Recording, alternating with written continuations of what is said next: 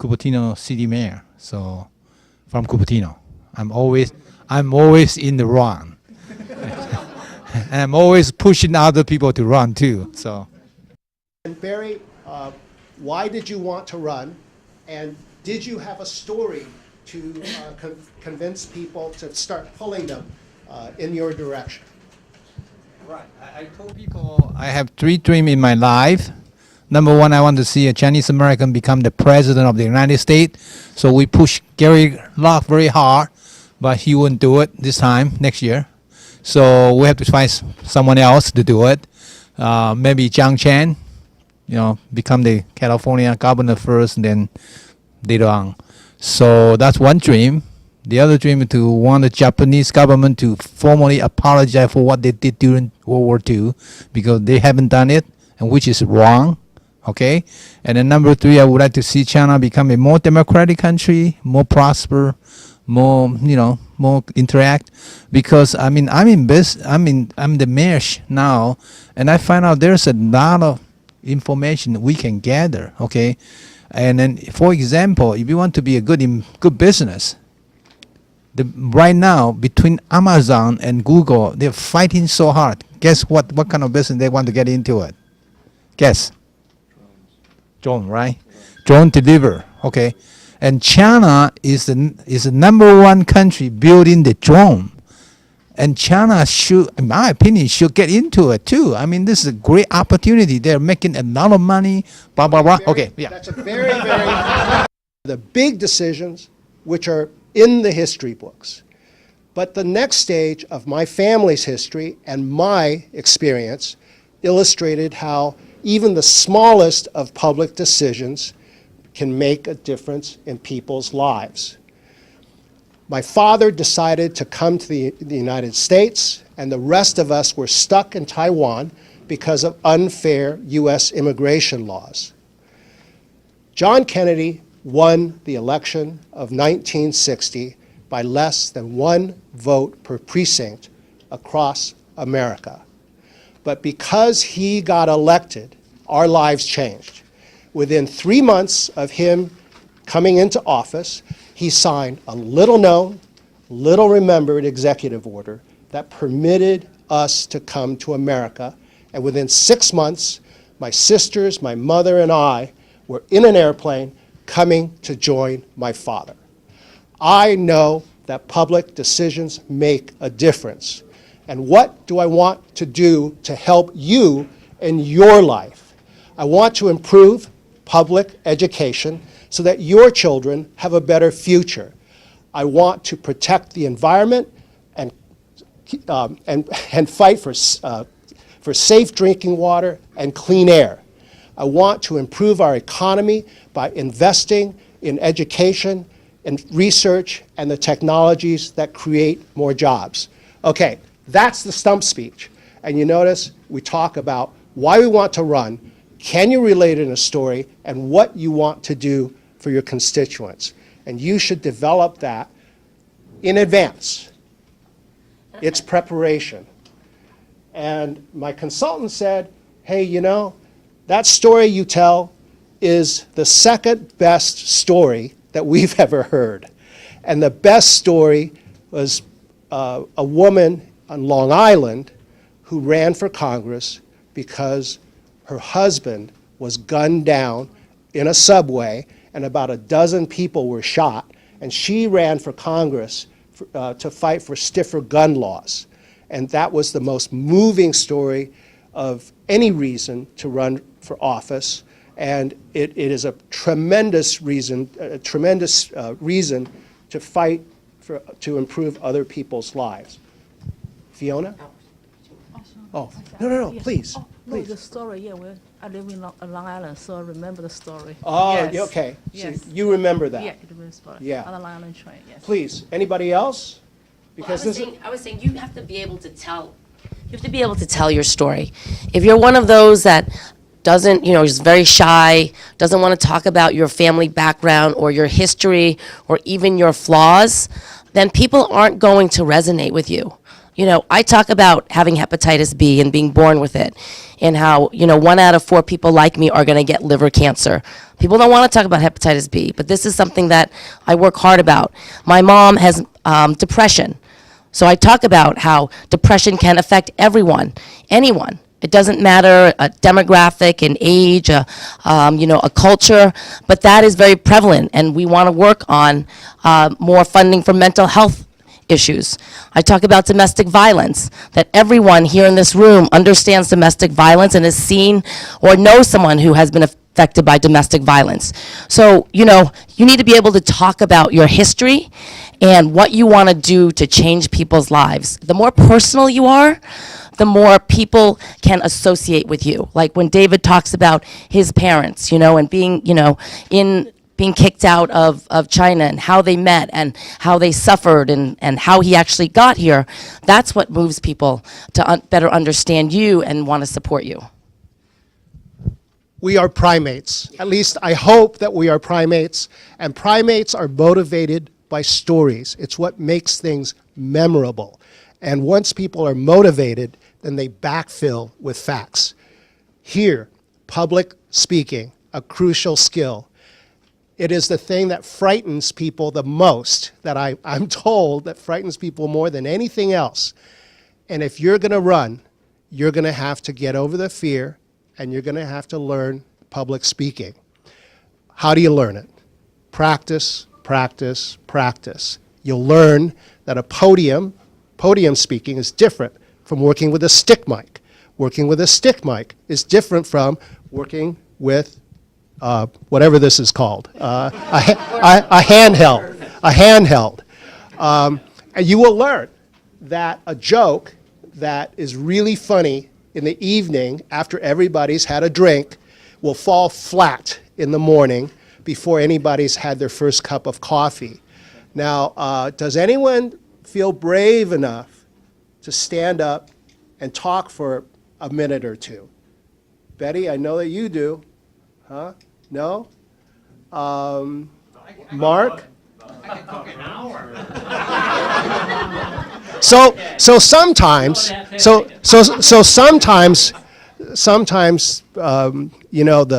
the biggest challenge is to keep it brief. Were you here? No, you weren't here when I quoted Bob Packwood, that you can be forgiven for any sin in public speaking other than for being too lengthy. So with that, Barry, here you go. Sure.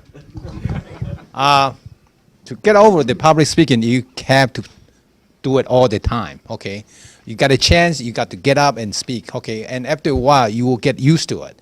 I remember when I was in middle school, I was number 1 in my class, so the teacher appointed me to be the 班长, okay? So I have to be in front of the class, right? But every time go to 升旗典礼 or raising the flag in Taiwan every morning, 8 o'clock in the morning, I have to lead the group too, and then I have to walk in a specific way, right? And when I was standing up in the front of the class, my leg was shaky all the time, shaky, and then my voice is just so mumbling because I was so scared. Okay, but now, I mean, if I give me the microphone, I probably won't be able to get it back. Thank you, Bill. Sure. I want to let Jackie to introduce herself because Okay, Jackie, your name, Okay. where you live, and where you want to run. and where you're going to run and why. Oh, no. And when. Oh, that's a lot.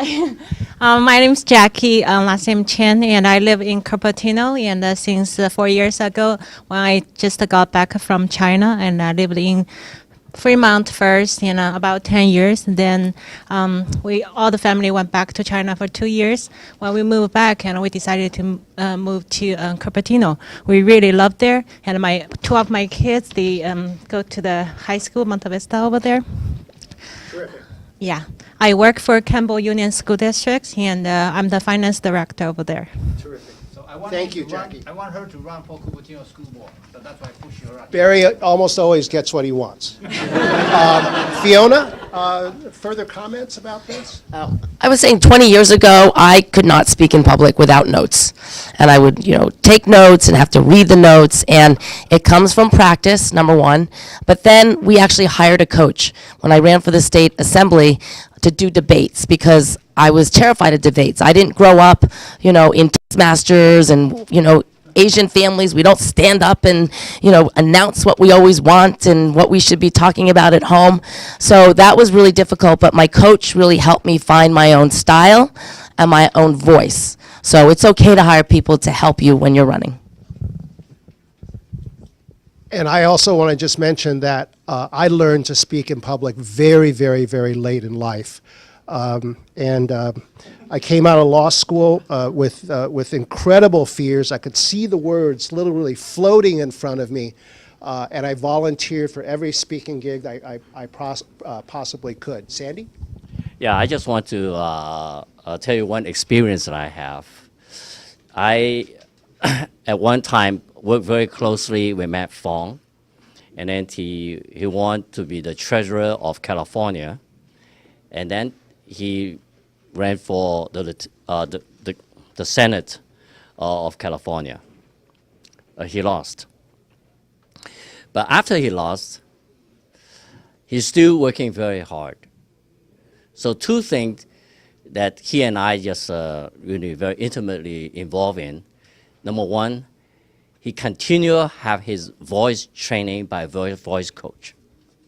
Second, he continuously, throughout his life, he have a folklore coach, would somehow improve the content of the speech. And then also he would have coach to help him to deliver the speech on a continual basis up until he's about to die from cancer. We miss him very much. This is what I have witnessed. In order to be in the public arena, you just need to work very hard. You need to be very serious. And you have to be striving for the best. You cannot be the best unless you have the best coach, unless you have the best supporter, and also you have to work the hardest to be the best. Because if you run, your community deserves your best. The country deserves your best. Sandy's being humble because he actually hired, or at least paid for, Matt's various coaches.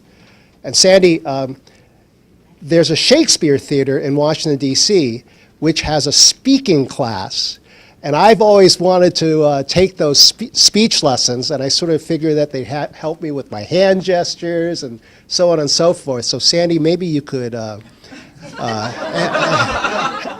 me with that. Yeah, but I mean, you should go home and videotape yourself or have someone videotape you. That's the way you really see what is coming out on the other side. Because in our brains, when we speak, we hear differently. And I have little habits. I always say like when I'm thinking. And my husband will always say, you said like 10 ums. I didn't hear the ums, right? Because we're just like thinking about what to say. And so just practicing or videotaping yourself, you will get a better sense of how you speak and then how to improve your communication. Okay, the really tough subject, we're going to devote a whole section to it, but we're going to just mention it right now. And fundraising, it's a necessary skill, right, Fiona? Absolutely crucial. And so many people think, oh, somebody else will raise the money for me. And I'm here to tell you, nobody is going to raise the money for you. You're going to have to raise the money yourself. Fiona, did anybody just come in and raise all of your campaign funds, ever? No. I pretty much have to raise all of my funds all the time by myself because donors like to hear from you. They want to know that they're investing in you. They want to know what it is your platform is and whether you're serious about running and winning. So not everybody just cuts a check because you're great and they support an Asian American, right? You really have to cultivate your base. We'll talk about some of the mechanics later, but you really have to just expect that you're going to have to raise the money yourself, and that is part of running. If you're going to go to medical school, you're going to have to take organic chemistry. You can't get there without the misery of organic chemistry, and fundraising is the same thing. Choosing a profession. Fiona is a CPA. I'm an attorney by background. Mark is an attorney by background. I think it's incredibly important to have a profession because running for office is very, very uncertain. You may never run. You may not win. And to have something to do which you love to do, which can support your family, is very, very important. And I'd like people to chime in. But Fiona, please, go ahead. You know, for politics, people like me, this is our passion. This is our life. Having my CPA to fall back on is nice, but it also forces me to work harder because I don't want to go back to what it was that I was doing. Honestly. I mean, 2 years I was out of office. I made a lot of money, but it just wasn't fulfilling. I mean, public service, helping people, meeting and talking to people, I mean, that is my passion. And for those who are waiting to make a lot of money, you know what? There's never really a good time. And voters, you can't buy the hearts and minds of voters. It doesn't matter. We've seen it from Meg Whitman, from Carly Fiorina. Arnold was an exception, honestly, but No. It wasn't the money. It was the persona. it was a persona. You're right. Yes, it was. But there are exceptions to the rule. But for the most part, they want to shake your hand. They want to see you. They want to meet you. You got to go knock on their door. You have to, stand in front of the BART station or the local supermarket, hand out your flyers, many times sometimes. Not just once, but 2 or 3 times. If you're standing there at Safeway, the third time, someone may say, you know what? I saw you here last week. Okay, I'll take your flyer. There's a lot of rejection that comes with this, but you have to believe in yourself and want it. You have to want to win more than all the other candidates in the race. Choosing a community. Many of you are already ensconced in a community you care about, that you love, so this isn't an issue for you. But for people who are in school, who are still young and mobile, choose a place that you'll love. Because again, running for office is uncertain. You may not run, you may not win, and be in a place where you'll enjoy living there, where you care about the community, where you'll be very involved. Because you know what? You'll be a more successful candidate if people can feel, and I think they can feel, that you really care about the community in which you live. Yeah. So it's good and bad, right? Your community should be your base. When you're running for office, you should be able to look at everyone here in the room and say, hey, I'm thinking about running. Will you support me? Honestly, will you cut me a check right now? Right? Because the reality is, David knows, when you're a candidate and you ask for a check, sometimes people run the other way and you never see them. And you're like, whoa, what's happening? I see everyone, I've been, seeing them every Sunday at church or every week at our weekly dinner. It happens. It happens. So sometimes your community will let you down. And sometimes when you run for office and you lose and you have to go back to the community, you also have to face your community. And if you are running for the right reasons and you lose for some reason, I would say, try again. Go back. Work on your weaknesses, work on establishing your relationships and try again. Don't just disappear from the community as well.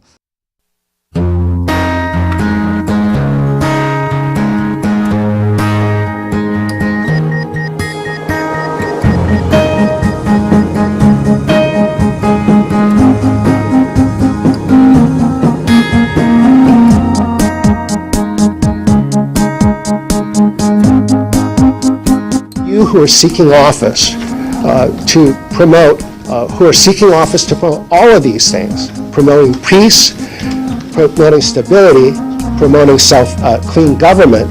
So just make sure, when you're starting to collect your database, your cards, something that's flexible for you, but that's going to be your main communication. Some states is, who do you know who knows the governor who's going to make the decision?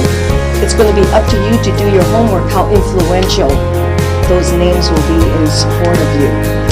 For every spot that opens up, whether it's a state, federal, local level, every position that opens up, you're going to have a ton of good people that want that job. If it's a good job. If it's not a good job, obviously, you're going to have to beg for people.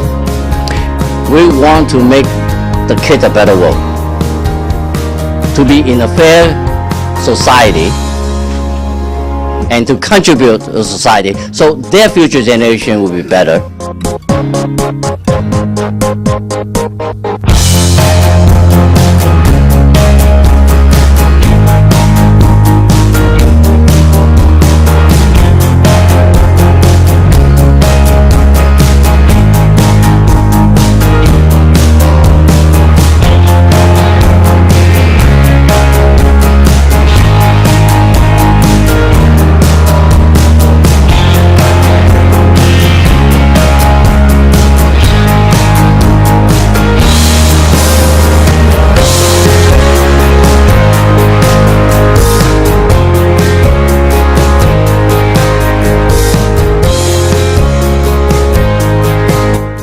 So I kind of thought, if I want to run for office, what is it going to take? Well, the first step I think that's important is to get appointed to a local board or commission.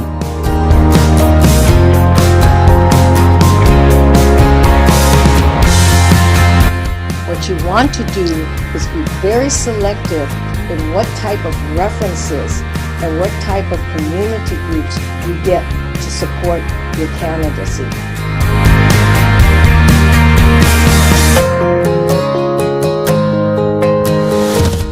To be a candidate, you need to have a heart-to-heart conversation with your family. Does your family support you? Especially if you have a spouse and you have kids at home. That is very, very important.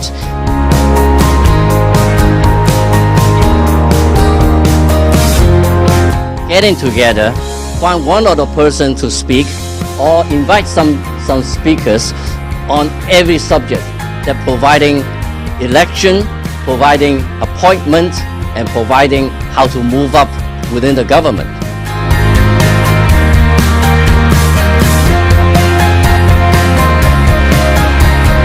Those that doesn't, is very shy, doesn't want to talk about your family background or your history or even your flaws, then people aren't going to resonate with you.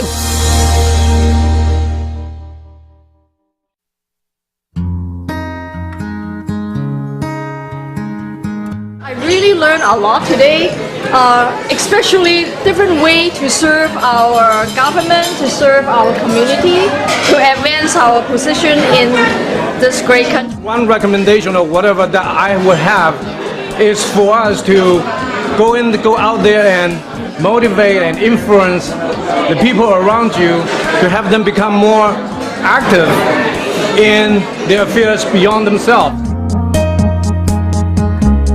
I have confidence in this program. We're going to do more, we're going to do bigger, we're going to build a pipeline for the next generation and the generation after, okay? And I think we have to set up some vision.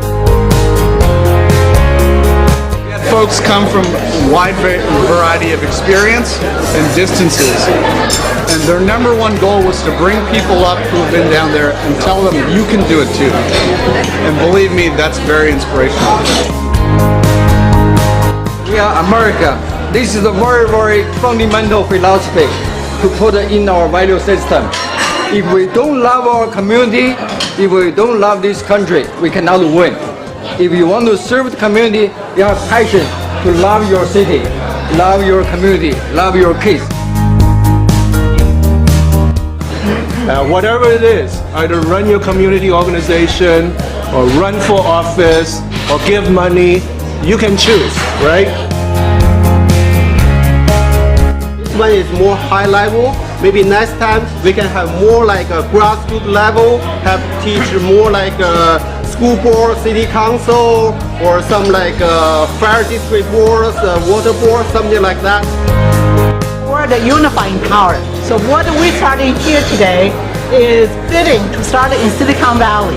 This is the place to change how our country is going to work. It's going to change how the world is going to work.